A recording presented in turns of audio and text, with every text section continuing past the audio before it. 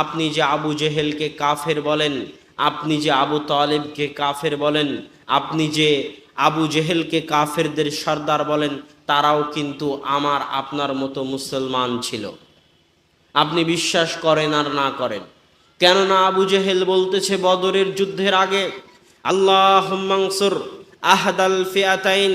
কাবা ঘরে গিয়ে আবু জেহেল আল্লাহর দরবারে হাত তুলে বলতেছে, আল্লাহ, আজকে বদরের যুদ্ধে আমি মুহাম্মাদের মুখামুখি, এই যুদ্ধে যারা হকের নিকটবর্তী তুমি তাদেরকে বিজয় দান করো।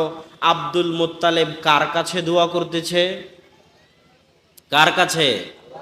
তার মানে আবু জেহেল আল্লাহর উপর বিশ্বাস করে না করে না? করে। আর যে আল্লাহর উপর বিশ্বাস করে সে কি মুসলমান নয়? এদের দিমাগ খারাপ হয়ে গেছে। যারা এই বক্তব্য দিয়ে থাকে এদের দিমাগ খারাপ হয়ে গিয়েছে।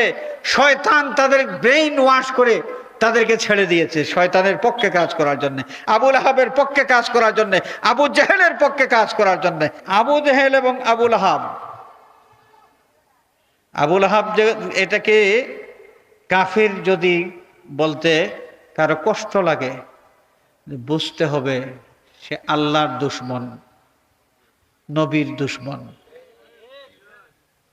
কারণ যে আবুল আহাব, দুষ্ট আবুল আহাবের ব্যাপারে সূরা লাহাব নাজিল হইল, সূরা লাহাবের মাধ্যমে আল্লাহ রাব্বুল আলামিন কুখ্যাত সেই আবু লাহাবের তার যে অপকর্ম এবং সেই অপকর্মের যে ভয়াবহ পরিণতি এই বিষয়গুলো যেখানে উল্লেখ করলেন সূরা লাহাবের মাধ্যমে বিশ্ববাসীকে জানিয়ে দিলেন।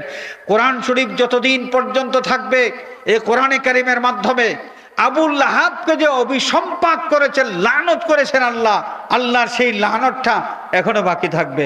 সেই আবু লাহাবকে কেউ যদি কাফির বলতে তার কষ্ট লাগে, বোঝা যাবে সে আবু লাহাবের সাথে তার একটা দহরম মহরম আছে মনে হয়, এটা বিশেষ মহব্বত খাতির টাতির আছে।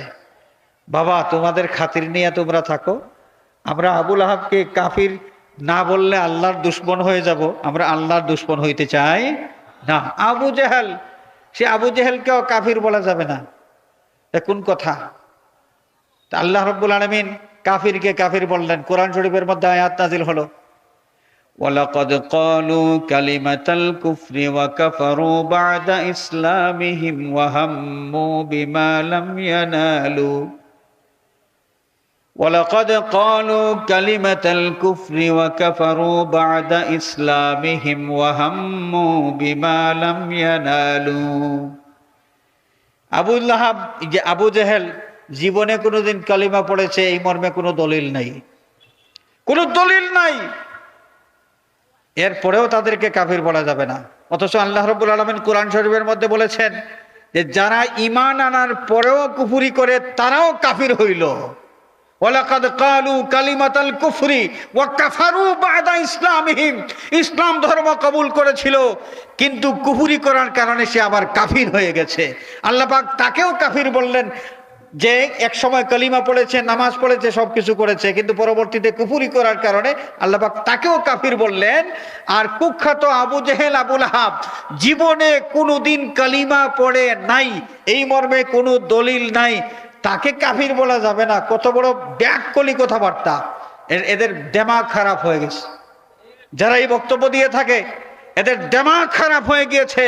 শয়তান তাদের ব্রেইন ওয়াশ করে তাদেরকে ছেড়ে দিয়েছে শয়তানের পক্ষে কাজ করার জন্য, আবু লাহাবের পক্ষে কাজ করার জন্য, আবু জেহেলের পক্ষে কাজ করার জন্য। আল্লাহ পাক এই এদের গুমরাহিত থেকে আমাদেরকে যেন হেফাজত করেন।